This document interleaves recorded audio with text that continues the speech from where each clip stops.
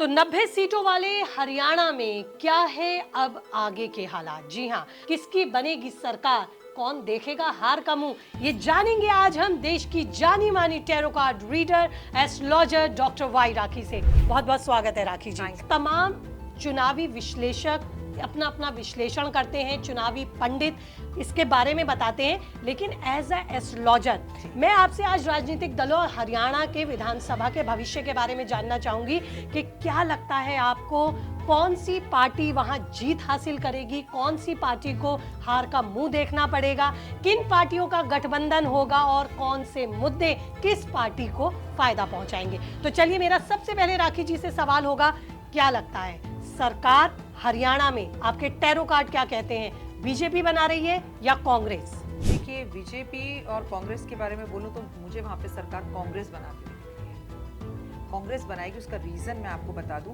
BJP के भी हालात कोई बहुत खराब नहीं है। मैंने आपको ज्योति आपके शोज में पहले भी बताया कि ये साल शनि का साल है। शनि परिवर्तन करता है, आपके घर में परिवर्तन होता है, आपकी जॉब में परिवर्तन होता है, आपकी सोच में परिवर्तन होता है, राजनीति में भी होता है। यही बात इससे पहले वाले इलेक्शंस में मैंने बोली थी, जब लोग कह रहे थे 400 पार, तो आपके और मेरा शूट हुआ था, तो मैंने कहा था 400 पार तो खैर नहीं हो पाएगा। उसी तरह से मैं आपको बोल रही हूँ, जहां पर भी जो सरकार है, लोग चेंज चाहते हैं, तो मुझे कांग्रेस की सरकार बन रही है। अच्छा, हमारे राजनीतिक पंडित ये भी बता रहे हैं राखी जी कि मिली जुली सरकार बनेगी वहां पर, आपके कार्ड क्या कह रहे हैं, ऐसा भी कुछ है? जी नहीं, बहुमत से ही सरकार बनेगी। अगर कुछ कमी होगी तो चंद कुछ एक दो विधानसभाओं की एक दो सीटों की होगी, वो सीटों की मिली जुली बन सकती है। मतलब बहुत ज्यादा वाला फर्क मुझे नहीं दिखता है, लेकिन अगर मिली जुली भी बनेगी तो उसमें भी कांग्रेस का जो अधिपत्य है वो ज्यादा दिख रहा है। बहुत जोड़ तोड़ करना पड़ेगा, लेकिन एक सबसे बड़ी और महत्वपूर्ण बात जो कार्ड्स के अंदर आ रही है, आपको अभी बहुत कुछ उथल पुथल देखने के लिए बची है, सरप्राइजेस बचे हैं। सरकार किसी की भी बने, उसके बाद भी पूरे 5 साल बहुत उथल पुथल रहेगी। क्या लगता है बीजेपी ने जितने अपने वहाँ विधायक नाराज किए, या जिस तरह के मुद्दों की राजनीति वहाँ हरियाणा में इस वक्त हो रही है, या ये मैं बोलूँ कि जो जाट समुदाय बीजेपी से नाराज है, क्या ये मुख्य वजह बनेगा बीजेपी की हार का? किसान मुख्य वजह है बीजेपी की हार का। मुझे लगता है बीजेपी की हार का एक और मुख्य रीजन है ओवर कॉन्फिडेंस। दूसरा सबसे बड़ी प्रॉब्लम है कि सही डिसीजन सही टाइम पर ना लेना, सही कैंडिडेट को चूज ना करना और आम जनता को कुछ ना समझना।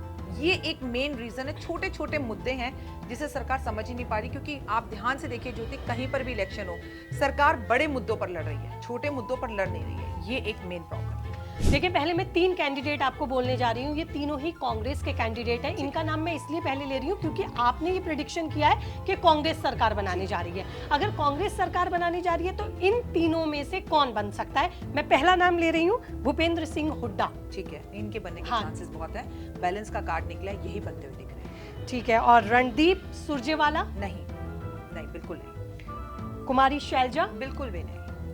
तो आपके मुताबिक, आपके टैरो कार्ड के मुताबिक भूपेंद्र सिंह हुड्डा जी कांग्रेस से जल्द ही हरियाणा विधानसभा चुनावों के बाद सीएम की कुर्सी संभालने जा रहे हैं। ये फोरकास्ट किया है राखी जी ने मेरे चैनल सुनो विद ज्योति विनय कपूर पर।